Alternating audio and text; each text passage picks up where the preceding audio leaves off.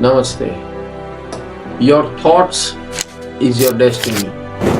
So, how to overcome negativity and negative thoughts? I will give you some tips. Number one,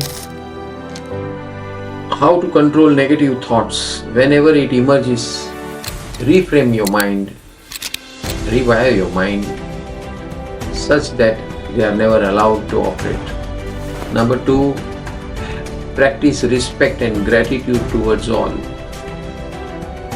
In that case, negative thoughts cannot emerge at all. Number three, use the 5-second rule. Interrupt negative thoughts and convert into action.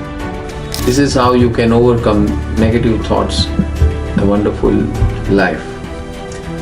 Join our life transformation workshop for all-round development of your life, where your life will be peaceful with success and gratitude with prosperity.